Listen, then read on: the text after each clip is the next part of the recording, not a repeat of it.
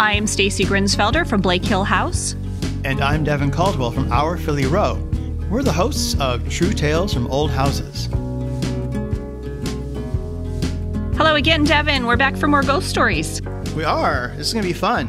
It is. Any experiences there in Philadelphia between this episode and last episode? No, but the weather certainly is conducive to kind of having that damp, kind of dark, creepy feeling as the evenings have been. Yeah, it's getting dark so early, which you're definitely right. It lends itself to some creepy Halloween thoughts. And living in such an old neighborhood where, most all the houses are pre-Civil War, there's definitely some good Halloween decorations going on. Right. I don't know about where you are in Philly, but here in my town, too, I think it's partly because we're all sort of trapped because of the pandemic, but people have gone all out this year. And down the street, there's a 2-story house with a giant spider web and an inflatable spider. It's huge. And it made national news. They picked it up. Wow. And they showed it, in Florida. They showed it somewhere else. I don't know. But it's lights, there's sounds. It's nuts. They went all out this year. That's amazing. Have you noticed? Do you think people are kind of doing more than normal? So I live in South Philly, and although this applies to pretty much all of Philadelphia, there's a certain culture here in Philadelphia because we live in row houses, and almost all of us have our living room window on the sidewalk. That's just the way all the houses are. So everybody puts something in their windows. And so there's this window decoration culture here that's so interesting. There's even Instagram accounts about it. Really? We'll put something on the show notes on the website to point to at least one Instagram account. It's just fun. It really is. And it's a sense of pride that I really love about Philly. That's really neat. I like that. I have not seen that Instagram account, so I will look forward to it. It'd be great. All right. Announcements. I feel like we started the merchandise announcements really maybe a little too early, but I think we're getting somewhere. We have a big announcement. Yeah, we do. Starting today, we have available 3 items. We have a t-shirt, we have a women's v-neck, and we have a pullover hoodie. Right. So we have unisex tee, then a women's v-neck, and then the unisex pullover hoodie, right? Yes. Yep, exactly. We're going to have the beautiful True Tales from Old Houses logo emblazoned on them. We've chosen a kind of a heather navy blue for the color. We're really excited about it. So you can reserve yours starting today at our website, truetalesfromoldhouses.com. And we will be doing reservations through November 16th. Okay. So when you say reservations, we're basically taking orders. We're going to get orders, but we are not going to, and then we're going to send invoices when they're ready to ship. Is that correct? Exactly. And as soon as the invoice is paid, we will ship it out. So let's be clear why this is not, we're obviously not a mail order store. We don't have a store. We're doing it this way. It's called a merchandise run, basically. For 3 weeks, we have these items available. That's it. 3 weeks only, we sell them. All the profits go basically to the overhead cost of producing this show. So you can help us by purchasing a t-shirt, purchasing a hoodie. We'll have pictures of those. I will be able to try on some samples really soon, and as will you, Devyn. So you can start your model life. Your life as a model. Anyway, we will start our lives as fashion models and show you these beautiful shirts and hoodies that we have for you. And I think you're going to love them. Devyn designed our logo. I don't know if that's been abundantly clear over the years, but Devyn, you did a beautiful job on that logo, and I'm looking forward to seeing it on a t-shirt. I am too. I love having it on my coffee mug, so definitely looking forward to seeing it on a t-shirt. Yes. And, people have asked us in the past, where can I get a t-shirt? This is your chance to get one. A t-shirt, a women's v-neck, or a pullover hoodie. That's right. And we will be wrapping this up in time to get everything shipped out so that things can arrive in time for Christmas. Yes, or other holidays. Yes, the holiday of your choice. Yes, perfect. All righty, great. Well, let's see. Our Q&A? Oh, it is Q&A. I was scooting way too fast. Okay, all right, hold on. Let me get my head in the game then. Okay, no problem. today, Q&A. Today's Q&A is not so much a question. Instead, Devyn and I are revisiting a couple of projects that we have talked about on either a prior episode or on our blog. Devyn, you were away from the podcast for a few months when you were having treatment, so you didn't have as many opportunities to talk about projects and things. That's right. Yeah, you and I, we always want to make sure that we're recommending products and methods that hold up to the wear and tear of life. It's good to go back and tell you, would we do it again? How's it held up? That kind of thing. Devyn, do you want to start? Sure. I think I'd like to talk about my lipstick on a pig kitchen facelift that I did about 2.5 years ago. And we'll link that. It was on your blog, right? Yeah, it was. I had a couple posts about it.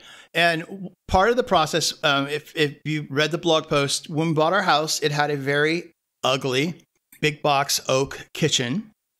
There's nothing special about them, in my opinion. If you have a big box kitchen that's oak and you love it, carry on. That's true. This is just my opinion. And, that's no problem there. So I wanted to paint these cabinets like right away. My very first priority when we moved into the house was I have to make this kitchen tolerable because it was just depressing. I happened to have on hand leftover paint from our last apartment in New York City. It was all Benjamin Moore, Royal Select. And so I prepped and primed and painted our kitchen cabinets. It was a lot of work. I took all the doors off. I even primed and painted the insides of the cabinets because I didn't want to have beautiful exterior outside doors and then open it up and you see this ugly brown interior from the 80s. So I painted the insides a beautiful color of pink as a nice surprise when you open the door. Yes.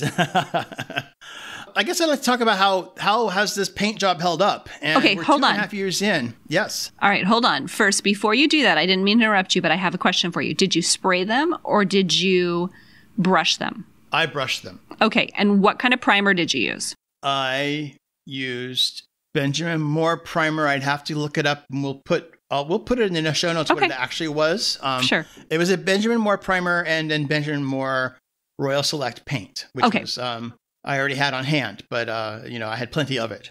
Okay. Did you sand anything or degloss or anything first? I did. I used the fake TSP? The TSP substitute. Yeah. I did the TSP substitute. So I wiped them down with that. Well, I gave them a light sand. I wiped them out with the TSP substitute, 2 coats of primer, and then 2 coats of paint. Okay. It took actually quite a while. I mean, it was a serious project to get this done. I just wanted to clarify that because method for something like this is almost as important as product. Absolutely. It does. So how has it held up for 2.5 years? Well, somebody in my household is not exactly the neatest person. And that wouldn't be me because I'm actually the neat freak. I have to do a lot of scrubbing of the cabinets quite often because there's always stuff on them around the handles because that's just the way it is. And I have to say, for the most part, it's very scrubbable and it's held up really well, but there's definitely some signs of wear around some of our cabinet door knobs, handles. I think I'm going to probably need to do some touch up in the next 6 months. I'll just but all I need to do really is take the handles off and clean them and then just do a coat of paint to touch it up. It's not going to be any major work. Mm-hmm. What sheen did you use on your paint? For the cabinets, I went with a semi-gloss. Okay, so it was pretty scrubbable. Just trying to get a handle on how you did the project. So would you say the wear and tear is because of sort of nicks and dings or because it's just really dirty and kind of thin there where you've scrubbed a lot, or what would you say? I think the wear and tear, it's really around the handles just because it's been handled a lot. The hands get on there and then I have to scrub it to clean it. I think that's really what it is. And it's just like, it's just like the raised edges. It's not really anything else. Everything else has held up really, really well. And it's been very scrubbable. Very good. Would you do it again? Yes. Is there anything you would change about your method or your paint? If the option to spray them was there, I probably would spray them. I just think you get a little bit better finish. And I also might opt for an enamel finish as opposed to the semi-gloss because it was just a regular semi-gloss wall paint. It was not specifically for cabinets. Oh, right. Okay. I would probably opt for an enamel finish that would be a little bit harder, a little bit tougher. But the key is prep. It really comes down to prep. That's the most important thing. I mean, 80% of a paint job is preparation and 20% is painting. Yeah, I agree. Absolutely. Okay. Well, it sounds like overall you would give that still probably a, I don't know, grade A, B plus, A minus. I would give it a B plus. A B plus. And the one saving grace is that I know within a few years we're going to be redoing the kitchen, so I don't have to worry about it lasting 5 or 10 or whatever years. If I get 3 or 4 more years out of it, I'll be happy with it. Great. Yeah. So kind of the perfect interim step. Yep, exactly. That's why it was the lipstick on a pig facelift. I love it. I love it. So enough about my cabinet, Stacy. Let's hear about what your project that you want to talk about is. All right. Well, I'm going to talk about my floors, my refinished floors, and I'm going to do that because you and I had a nice conversation, one of the first few episodes that you were co-host, where we talked about floor finishes. And we talked about a variety. We talked about polyurethanes versus oil finishes and such. And at that time I was talking about, I hadn't even done the project yet, but I was talking about using Rubio Monocoat. And I did. I'll link Rubio in the show notes so you can see exactly what I'm talking about, as well as the post and the episode that we talked about that. So I did use Rubio Monocoat. It's been on the floor we're heading into the 2nd year. And I will say that there is zero wear and tear on that. Like it looks the exact same as the day that I did it. And that's fantastic. Yeah, I need to make it clear too that we have kind of a partial shoe household, partial no shoe household. I always wear shoes because I'm always running up and down between the basement and the upper floor and outside and inside, and just to constantly be switching my shoes or slippers or whatnot. I find that annoying. So I always wear shoes. But my kids always take theirs off. Andy usually takes his off and wears slippers. So there's not a lot of shoes, but we have a dog. We had tons of road salt, sidewalk salt, and that stuff. I'm not diligent about when people walk in, oh, hold on, let me just mop and clean that up. I mean, I let stuff Hold on, happen. let me clean your shoes for you. Right. Yeah, I don't do that. I don't clean people's shoes. And we've had some, before pandemic times, we've had some parties, lots of people. In fact, I hosted a baby shower the weekend after we finished the floors. I was still putting little felt pads under all my chairs and things, and nobody took their shoes off, and it was perfect. So it's held up beautifully, and I am very, very happy with it. Now, one thing that I have discovered since using the product is that when people don't have 100% success with it, if they call the company, then the first thing the company says is, well, you sanded wrong. So I don't love that about the customer service aspect of it, because they're super helpful in getting you started. They stand by their product. They love it. But this has happened over the last couple years. People have contacted me and said, I had this problem. I contacted them and they said, oh, you must have sanded wrong. I think that's not exactly, I don't know. It's a little defensive, right? I mean, it's making the assumption that the consumer doesn't know what they're doing. Right, exactly. And sanding is hard. I will say that. I mean, oh my gosh, that was miserable. I told Andy we'll never do that again. We'll use Rubio again or something similar upstairs, but I won't sand again. It was way too much. I mean, my body still hurts from that. So that is it. The product, absolutely yes. Would I use it again? I'd love to. And so I guess that's all I have to say. It's good. I feel like I made the right decision. I plan to use it when we get to our stairs. I want to use it on the stair treads. I think it'll be great. Yeah, I think you'll like it. One of the things I like, I have a similar product on my stairs. It's actually called Loba Impact Oil, which I hadn't tried yet by the time we did that. By the time we did that episode, I hadn't tried Loba yet.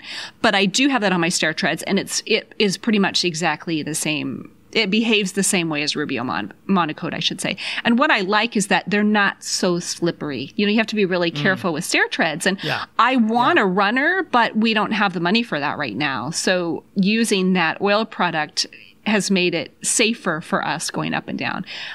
My dog, Millie, is almost 9, and she does slip on occasion, but none of us have slipped at all on the stairs. So I'm happy. I'm good. I'd do it again. That's great. That's great.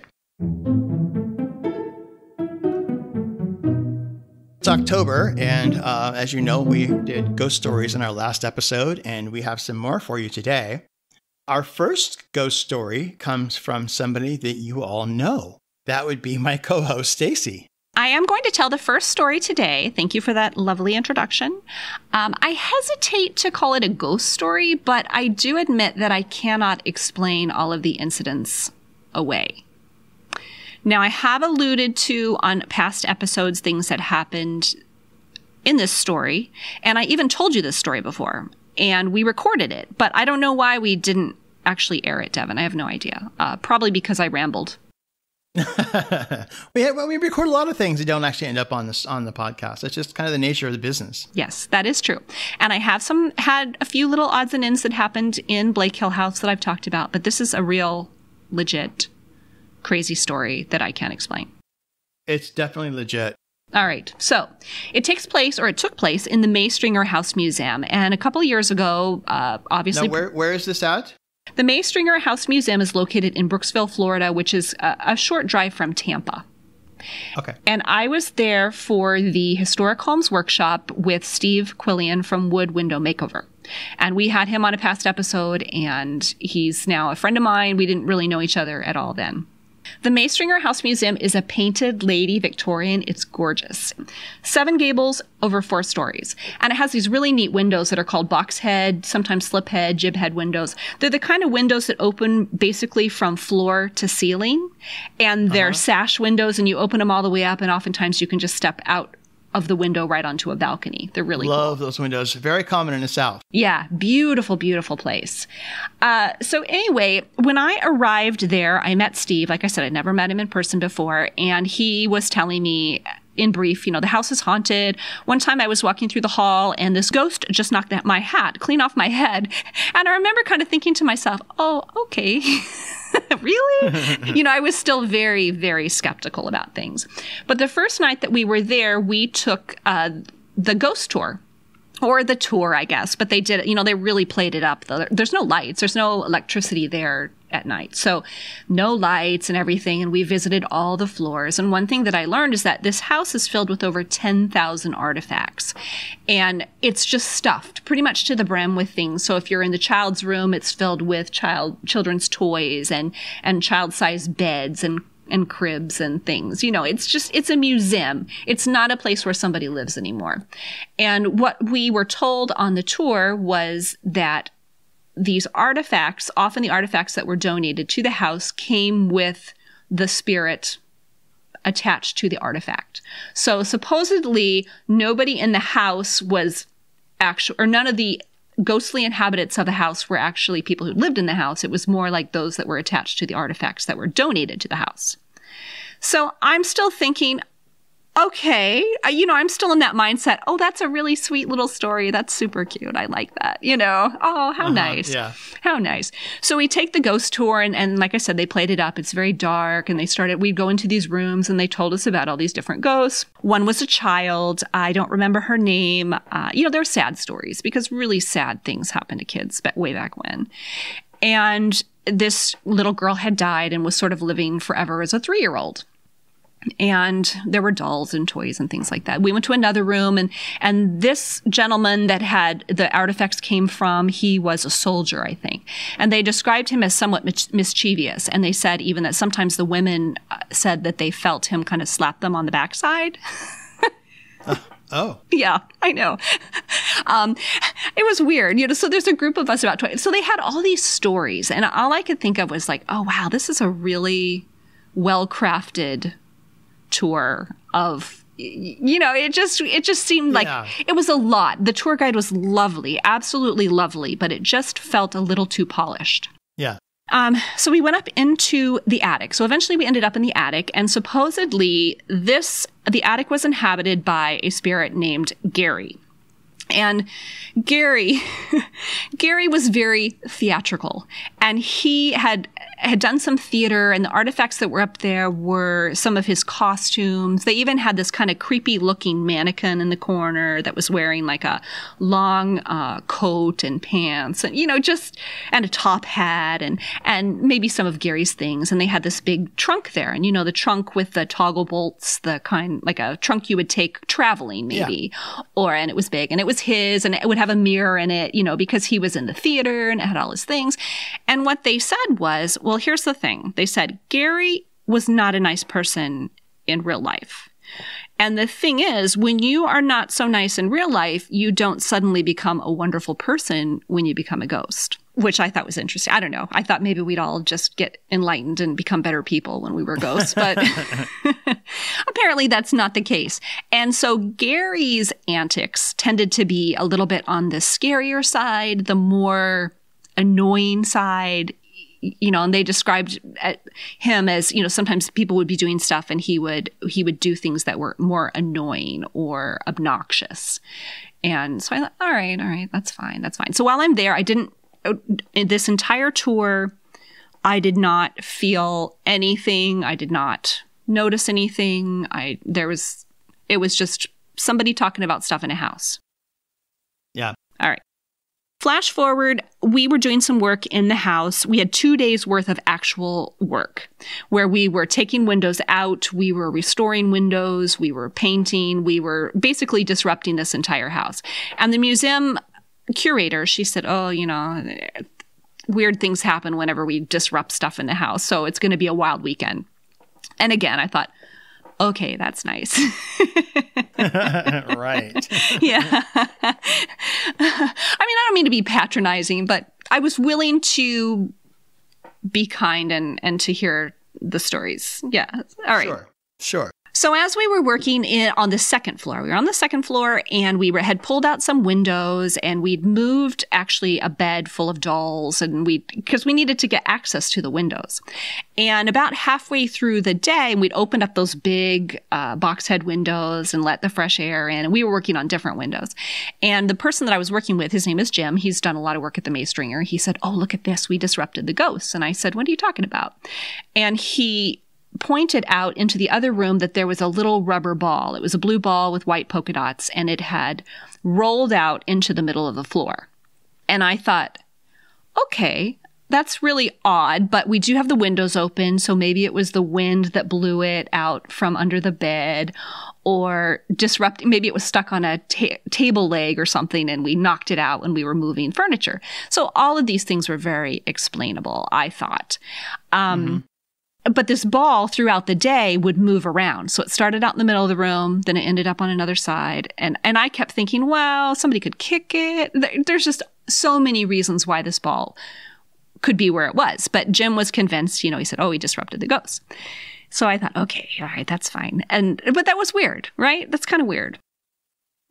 Definitely makes you wonder, is like, okay, why is this in a different place? Right. Yeah. And where did it come from? Because we never even saw the ball before we started working on the windows. So it started out under something, whatever that something was.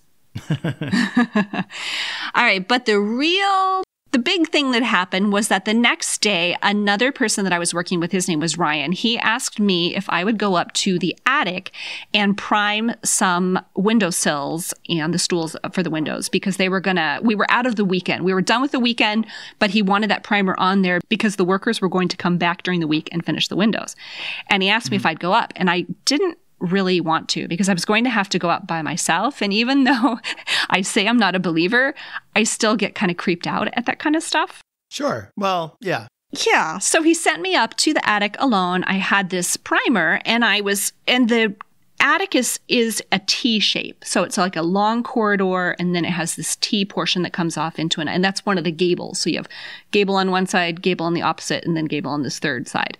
And I was crouched down on my knees and I was priming this windowsill, and it felt like the floor was moving underneath me, like someone was walking along the floor. And I kind of stopped, I was alone. It was very, very quiet up there. And I thought, oh, that's kind of weird. But then again, this is a really old house. So anybody on the second floor could be, maybe it's shaking because somebody else is walking somewhere else, a floor below me or on the balcony, or it could have been anything. But as I was doing this work, I kept feeling this, and I kept feeling the floor, just slight vibrations, just like footsteps. I can't even explain it, except it was so, so quiet. And all of a sudden I heard this loud rattle, rattle, rattle, rattle, rattle. And it was next to my ear. It was in the same room that I was in. It was not like below me, or it wasn't in the other room. It was right next to me. Rattle, rattle, rattle, rattle, rattle. And then it would stop. And at this point, I'm just kind of like, I'm kind of coming out of my skin, right? I'm thinking, what is this? And it sounded exactly like those trunk latches, the toggle bolts, that are rattling on a trunk. Ah, yeah. And there was a trunk up there. Now, the sound wasn't coming from the trunk far away. It was actually sounding much, much closer to me.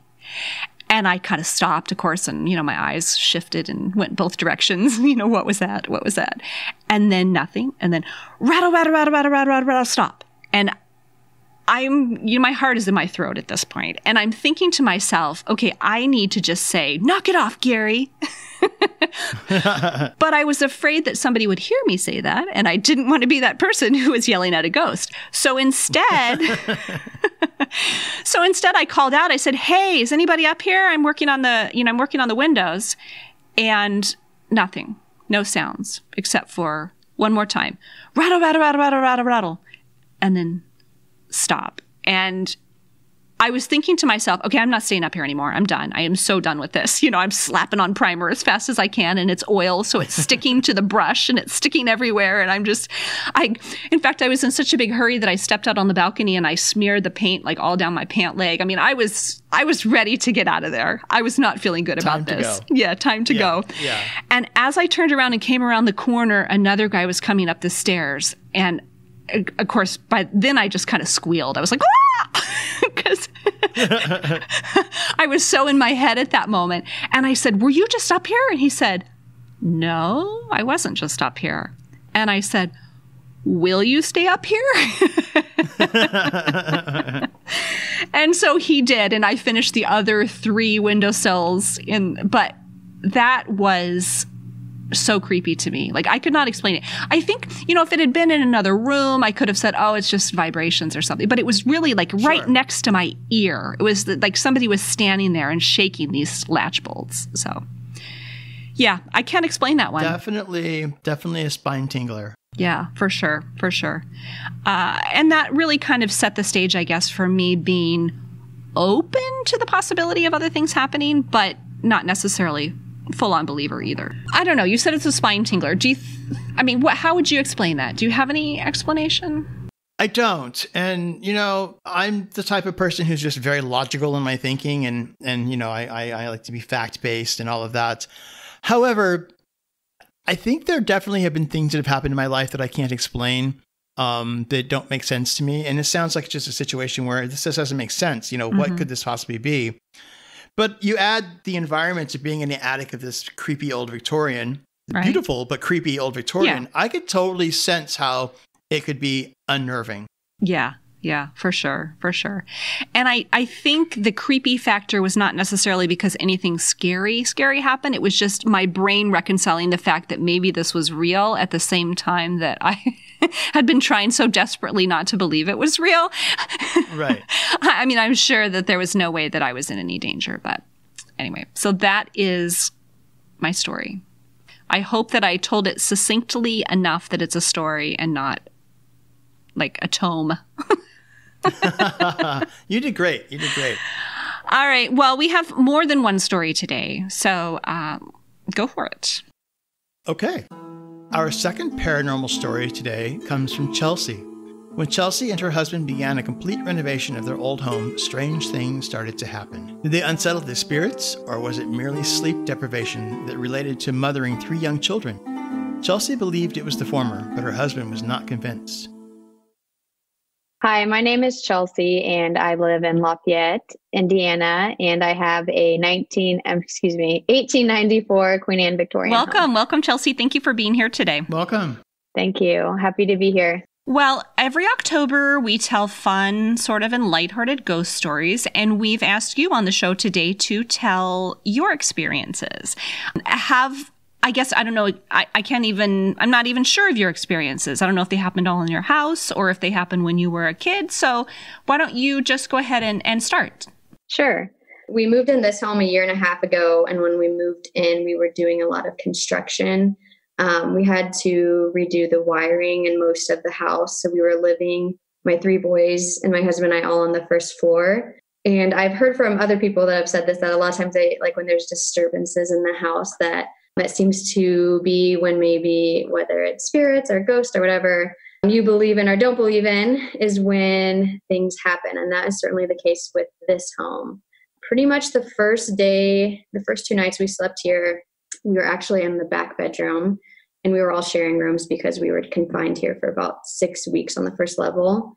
And it was my husband and my son was 1 at the time, in a pack and play. And in the corner of the room, the very first night, in the middle of the night, I heard a very distinct, like, psst sound. I was making a noise, and my husband, he's an accountant and just very logical and very much the opposite of me in terms of that, which is nice. It's a nice balance, but he doesn't hear anything or see anything. He's just kind of unaware. And I was like, okay, like that was kind of weird. And then I heard it again, and it was coming from kind of the corner of my son's, where he was sleeping in that room. So I kind of just went about tried to go back to sleep, whatever. And the next night I heard it again. And then the second night was when I was kind of actually like more freaked out, because I was like, I've heard this one before, and it was coming from the same area. So that was just one thing that happened within the first 2 nights of us moving in this home. And we started construction the day we moved in, just because with electric in an old home and having it insured, it was something that we had to do right away. So pretty much from the first day here, that was the only time that was kind of scary. Everything else has seemed to be kind of just like noises. I've never seen anything. Just like, well, what was that? That was odd. And then another time, and this was all in the first year when we were still doing like construction, we'd finally moved upstairs and everyone was in their own rooms like they should be. And it was in the middle of the night, and I'm very much a light sleeper now because of having 3 young children. Right. I remember. I still am. They're grown and I still am. Not V, but I'm a light sleeper. And the way our bedroom is that my face faces the door. So I'm only probably like 4 feet from the door. So if I hear any little thing, I pretty much wake up because I'm a light sleeper. And and the boys sometimes would wake up, and it was actually in the morning, I want to say, that I heard like, the doorknob rattling, and I was like, okay, my 1-year-old's trying to, get in the room and wake us up. It's, 7 o'clock or 6:30. And I just laid there thinking maybe it wasn't anything. And then I was so convinced that I heard this noise that I got up and I went in my littlest son's room and he was asleep. And then I went to my middle son's room and he was passed out. And then I went to my oldest son's room expecting to see him play, and he was fast asleep. So that happened maybe 2 times in the first year we lived here, where I'd heard the door kind of like rattling, and I got up very convinced I was going to find one of them in the hallway, and they were both asleep, all 3 of them, I guess. So did you tell your husband? What did he say? Because you said he's kind of the, logical, not really thinking about sort of things. What did he say when you told him? He's like, oh, it's just, it's an old house. It makes old noises, blah, blah. And I was like, no, like I actually got out of bed. Like that's a big deal. I was asleep, and our sleep is so precious with 3 little kids. Of course, I didn't think it was like anything otherworldly at the time. I just was so convinced it was one of my boys. But then when they were asleep, that's when I was like, okay, that was kind of weird. But those are the little things that have happened at this home since we've moved in, the couple things. And then the last event that's happened at this house, which happened, I remember very specifically, was on December 1st. We put up all of our Christmas decorations in the house, and it was our first Christmas in the house. And all these events seem to be tied mostly to the 2nd floor, which I can maybe kind of explain after this story. It was the middle of the night, and again, my face is pretty close to the door, about 4 feet. And in the middle of the night, the door just like swung open. That's not scary. And it's a weird thing. For the most part, I've never felt fear. So I don't know like what, how you look at it. Right. Spirit or ghost, they don't seem ill-intentful, I guess. Even that didn't really scare me. I just was like, okay, that's weird. But again, I had to talk myself out of like to rush out the door, shut it, and then get back to bed. That was one, like, it's like, okay, you can't ignore the door just opened. Your house didn't just tilt. But yeah, and that I think I remember just because in my mind was like, well, maybe because we put up all the Christmas decorations or whatever. Well, the weird thing is that when I listen to other people's experiences, then I always feel a little scared. But honestly, the experiences that I've had, aside from the first one, haven't been scary at all. And I was only, I think, initially kind of unnerved and scared the first time around because I had been so adamant that it was not even that this type of activity didn't exist. And when it happened to me, I had to kind of reevaluate and decide what was happening all at once. And that did feel a little scary. Yeah. And that's very much the same here is it doesn't feel scary. Like my mom will come here and we have all 3 stories of our home are finished. So it's fairly large and she's more of the like aware, I feel like, of that. And that's probably where I get it from. And she doesn't say she feels scared here either. So that's a good thing. My brother had a home that was an older 1880s home, and that was a little bit more scary.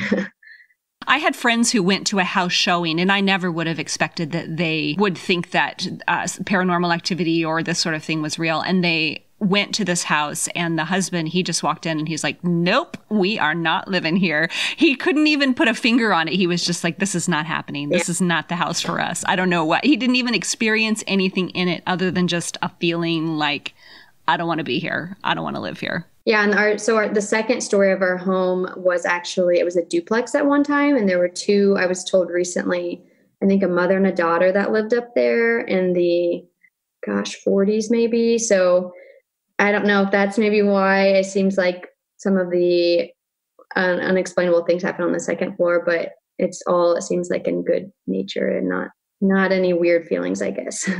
Well, and have you had other experiences outside of this house? I mean, were you always someone who was open to this idea, or did you kind of get blindsided at one point? A little bit of both. Like I said, my mom is more like creative, and I feel like she is more open to, I can't even say open, just aware, not so logical like some of like my husband and my father, where they're just like, no, like you guys are being silly.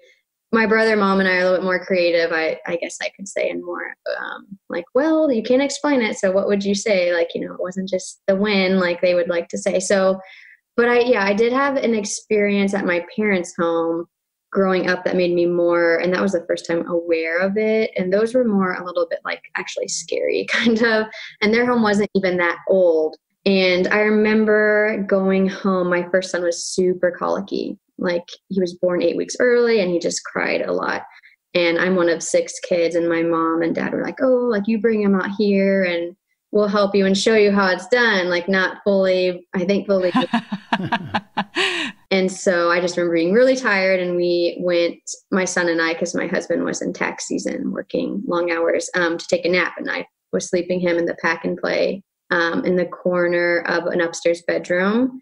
And it was like 3 p.m. And I remember waking up, and I have 2 much younger siblings. One would have been in high school and one in middle school. And I saw someone standing over the pack and play, like looking down.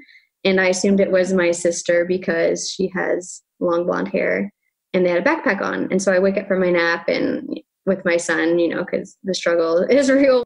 Right. And I had told my sister, like, Charity, like, why did you come in there? Like, never wake a sleeping baby who's asleep. And she's like, I didn't go in there. So yeah. And that's happened a couple. And again, that's not even that old of a house, but I've never seen anything in my house, my parents' house, when I had kind of a spooky, like, she's the only one that has long blonde hair in our family. So yeah, that was one of the spookier things, I guess I can say.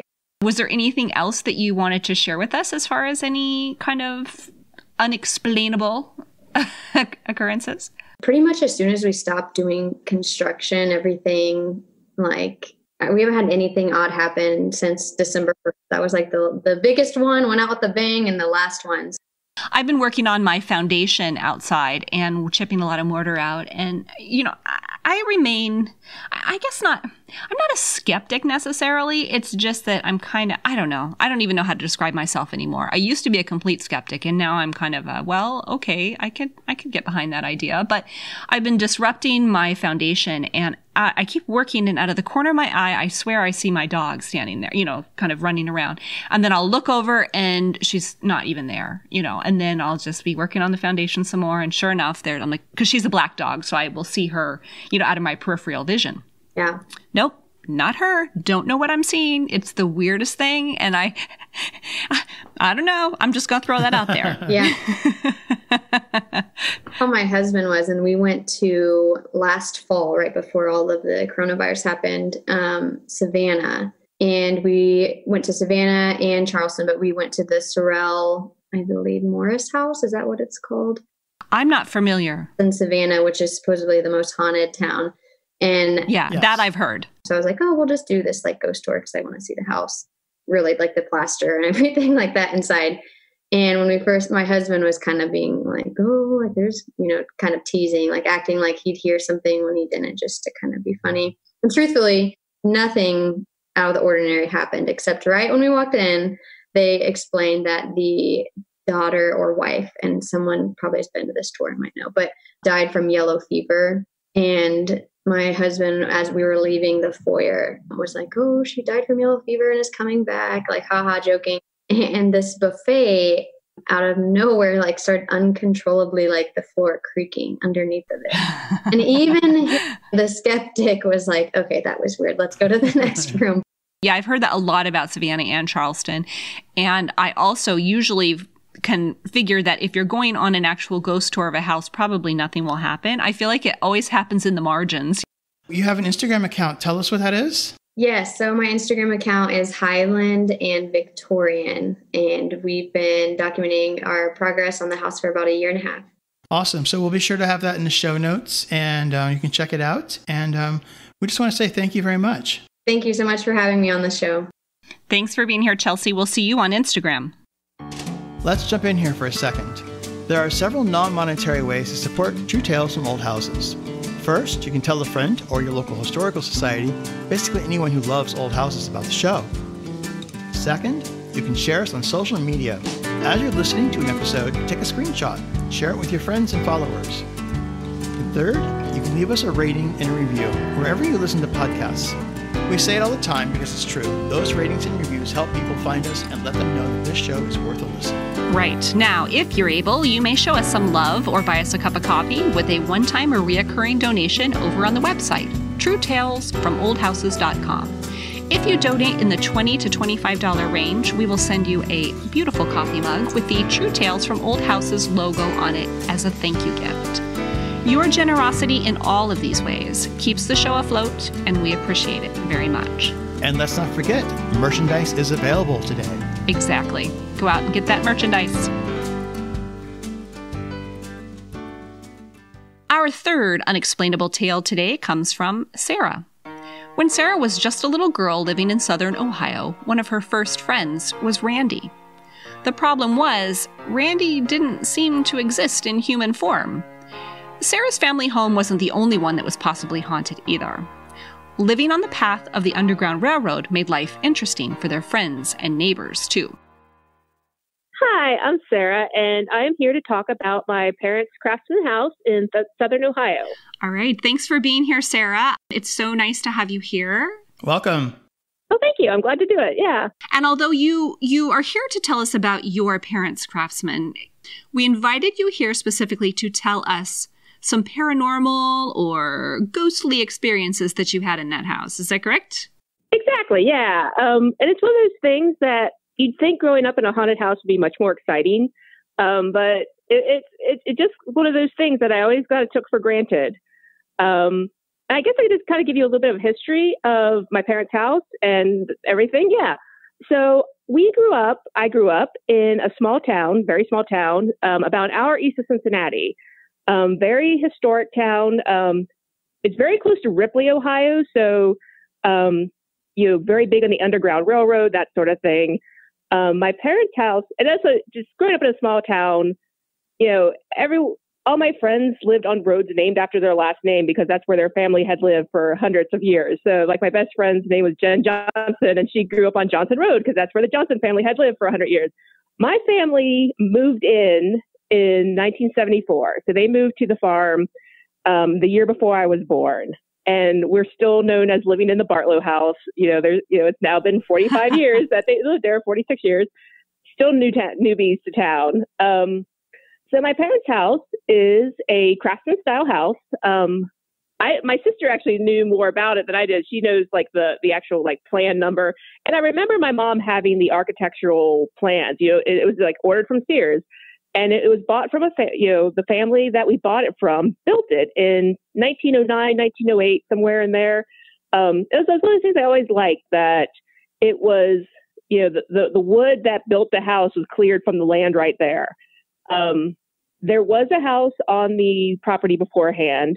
I think it may be burnt down, but for the most part, the house that we lived, there was nothing like a murder there. There was no, tragedies that we know of. It was just, the family built the house. And so I have an older brother and sister. They are 7 and 5 years older than me. They were born in the city and they moved out. I was the only one who born and lived in the house. And I don't know if that's why, like, it seemed like all the paranormal stuff always happened to me, or, if they were just older. And I do believe in ghosts and that sort of thing. And I know that, people say that you kind of grow out of it. Like younger children have an ability to see kind of things that older people just don't anymore.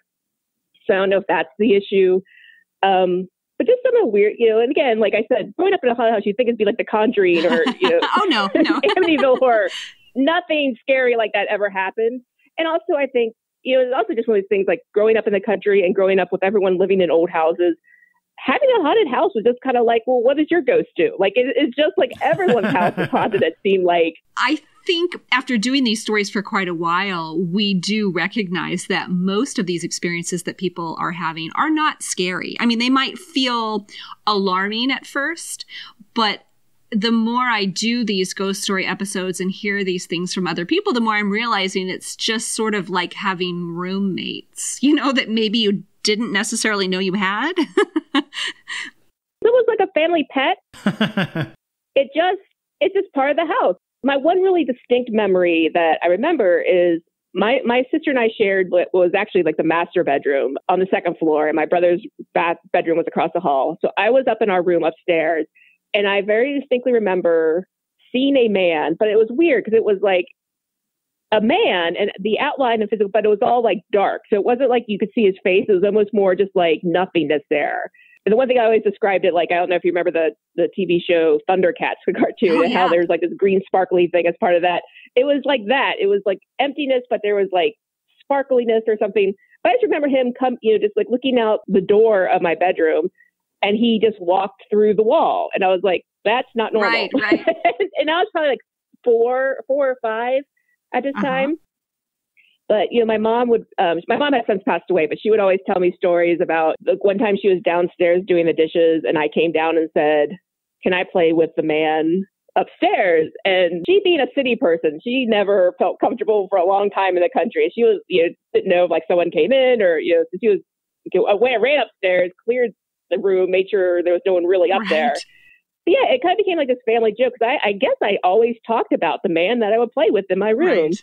And I always said his name was Randy Dingle, which in retrospect, I don't know if it sounds like a stupid kid name that you would make up, but that's one of the things we always wanted to go through the records to see if there was ever, like a Randall Pringle or, Andy Dingle, something, because it just sounds like the stupidest name.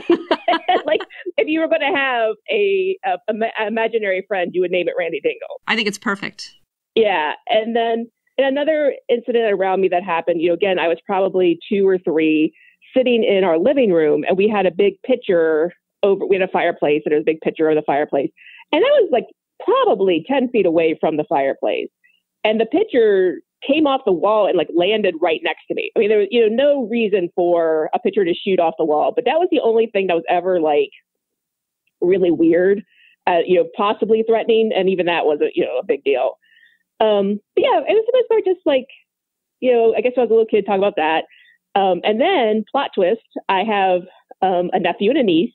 And when my nephew was probably 2.5, 3, my mom was watching him and he came into the kitchen. My mom, nice German lady, spent all her time in the kitchen cooking. So that's why all the stories are someone goes into the kitchen to get my mom. My nephew went into the kitchen and said, "Can I play with a man in the living room?" And, again, my mom's like, "What is, oh my God." And we realized, no, it was just Randy Dingle, I guess. That one gave me goosebumps. Yeah. The one thing that, kind of like confirmation of this was we were all gone from the house, and some of my mom's girlfriends came to pick her up. They were going to go shopping or whatever. And mom hadn't come home from work yet. So the house was empty. And when mom got there, they were kind of like, "Why won't your brother, Joseph, my brother, let us in?" And my mom's like, "What are you talking about?" And so our house, it's our dining room, has like this big bay window that kind of overlooks the driveway area with, a big picture window. And they said, well, they're standing there waiting for us to go home. Because again, this is like 1983, no cell phones, right. You can't just call someone and say, "Where are you?" They said they saw a man come to the picture window and look out. And, I guess it wasn't clear enough that they could, because they would have known my brother, like what he looked like. But they were just like, "Well, we saw Joseph and he looked at us, but he, we knocked on the door and no one would let us in." And my mom's like, "No one's home. No one was home." So that's kind of like the one time I know of someone who wasn't family, who wasn't me, seeing the ghost or seeing the entity. So yeah, I mean, but that's the thing, like there was never, as far as I know, no tragedies happening there. And that's the thing, it was never scary. I don't know how you're familiar with the area, but Indian mounds are very common. The Serpent Mound is very close to where I grew up. So I just kind of feel like there's something in that area that just makes things a little more loose. Right.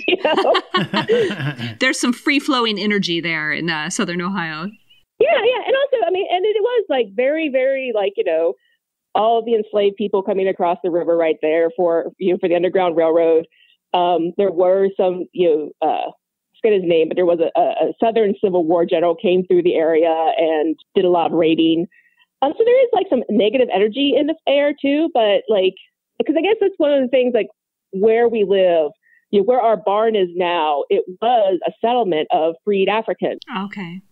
And they had like a little school and little kind of settlement there. I don't know what happened to it. But yeah, I mean, that's kind of like the one thing that my mom was always really interested in trying to look up more information about, but no like bad things that we know of that happened right there. In the property.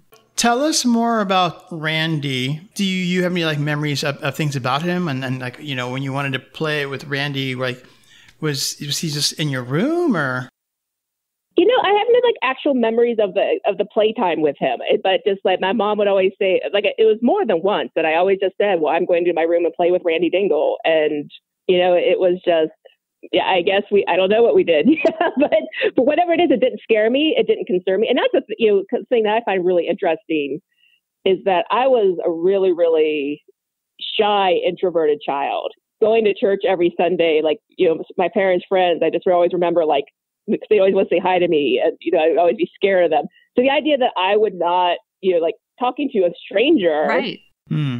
is so beyond like what my normal MO was that it must have been a very comforting or not at all like scary situation. You didn't feel threatened. Yeah, absolutely not. Yeah. So I'm curious about your mom, because your mom, you said, was nervous about living in the country. At the time you started, I guess when you initially told her about what you were seeing, did she feel a little scared, do you think? And how did she do you know how she came to terms with this idea that there was just this presence or whatnot living with all of you? Yeah, I mean, I think it's funny because, like we moved out to the country in the early 70s, mid 70s. She was a city person, absolutely had no idea what she was getting into. And I was like, some of the things like we didn't have like a phone line. It was a party line, so it was like lots of things. But, I honestly think, my parents and especially very, very deep Catholic faith. And my mom's mom was Hungarian. So like Eastern European Catholicism is like not that much different than paganism. And, I don't think, like the idea of having spirits or people that pass on, not a big issue. Like it's just kind of the way the world works, very much a deep belief that, your soul continues after your corporal body is no longer among us. And it wasn't like, a big thing for her, I don't think. I had this friend, Libby, and her house was super, super haunted. And that ghost, he was like notorious for stealing things, like hiding, they would lose their keys or, they use stuff you'd put down the table. And then I think his name was Frank. And they would say, Frank, give it back. And like, they'd leave the room and it'd come back and it'd be there wild. Again. Yeah. I mean, it's so weird, like the things that growing up, you just took for granted because that's just the way things were. I have all friends now who grew up in a city and they're like, what? Yeah. Like, no, it's just the same way things were. You just didn't worry about it. Very close also where I grew up is a town called Utopia, Ohio. Sounds perfect. And it was started by a kind of a cult, I guess we would call it now, but then it was just like a religious group. But they started their little commune, and this is like 1800s. And unfortunately, a flood, and they had like an underground church, which you can still tour today, which is really weird. But a flood came, they all died. But now people say if you go there, you see like this group of 20 people come out from the river and cross US 52, which is the road that goes right along the river in Ohio. That's wild. That you're just like, oh, okay. Another reason why I'm probably kind of weird is that, so our house was built in the early part of the 20th century, but it's kind of on top of a hill. And like the next ridge over is a old settler's graveyard. And that has graves back to the early 1800s. And that's where I played growing up. Like it's just, again, absolutely normal. Sure. Like that would be playground, and it's gorgeous. And it's one of those things like I always have liked old cemeteries. It's real gorgeous old. I don't know how they made these headstones in, that time, but some of them look like tree trunks and some of them look like really beautiful. And they're all like, kind of, acid rain has kind of worn them down a little bit. There's moss growing on them. And it's real pretty, I think. That's neat. Yeah. The idea of death never concerned me and moving on. And yeah, it's just part of the whole deal. Yeah. So as an adult now, have you had any experiences or do you still feel the same way about death? When my mom passed away, it became very comforting idea to think, this is one of those, again, weird stories. So I haven't talked about my dad. My dad is a very normal guy. I think you're all normal. Yeah. But he's like not into like spooky stuff. He's just very staid. And so an old woman lived across the road from us, Mrs. Ross, and she died when I was probably 7 or 8. And I remember, because again, we have old house, only one bathroom, going from my room downstairs to go to the bathroom in the middle of the night. And it was the day after she died. And I saw her walking across our yard and a little concerning. And so I remember like going to my parents' room and telling my dad. And he was like just, waking him up in the middle of the night. I saw Mrs. Ross crossing the road. And he was like, yeah, people like to walk around before they're put in the ground one last time. Oh my gosh. Out of character, just completely not my dad, something that he would say. And then like probably when I was 12 or 13, I mentioned this to my mom, just, random memory. And she was like, that's so funny. Cause like a man in my town named Chester Hayden had died. And she like the next day saw him driving up the road and she had told my dad and he said the same thing. And we're just like, what is your dad is not, there's this deepness that dad has apparently that we never knew. My mom died very suddenly of pancreatic cancer. So it was hugely shocked and I had to go home. And, I live like outside Chicago now. This is outside Cincinnati. And I just remember like the night before her funeral, like I had to go to the bathroom, but I did not want to go downstairs. So I was like, if I look out the lawn and see my mom walking across the lawn, I don't know what I'll be able to deal with. But, it's just one of those things. Of course you see Mrs. Ross walking across the lawn. And of course you see Chester Hayden driving his truck after he passed away. Right. That's really neat. So, yeah, I mean, it's one of those things like kind of like I'm 44 now. Yeah, I guess you get a little cynical in your 20s and 30s. But now, like, I'm of the age, I have lost a parent. My friends are losing parents. Right. It's comforting in a way to realize, okay, it didn't end. Mm-hmm. The process continues. And I feel kind of bad for people that haven't had any sort of confirmation that things might not just end. Right. I have like a lot of friends who are very educated and they're atheists. They don't, see the idea, they think anyone that believes anything, like when you're dead, you're dead. And right. I was like, well, maybe not. Maybe not. See, I guess. Yeah. Sarah, thank you so much for sharing your experiences with Devyn and I about your paranormal / ghostly friend. I don't know. I love hearing these stories. Randy. Yeah, Randy Dingle. I'm a lawyer. No one would know that I have like this weirdness in my life. But yeah, I mean, and you can have a weird childhood and you grow up to be a functional adult. Like, it's fine. Yeah. But thank you for having me. You're welcome. I hope that if you do some research in the future on your parents' house, or if it somehow comes around to you that you find out there is someone who might be that Randy Dingle, please let us know, because that would be really fun to know. Oh, I sure will. Yeah. Yeah, it would, definitely. Thank you so much. We'll talk to you later. Thank you. Take care. All right. For more information about this episode, including show notes and transcripts, visit truetalesfromoldhouses.com. Until next time. Bye for now.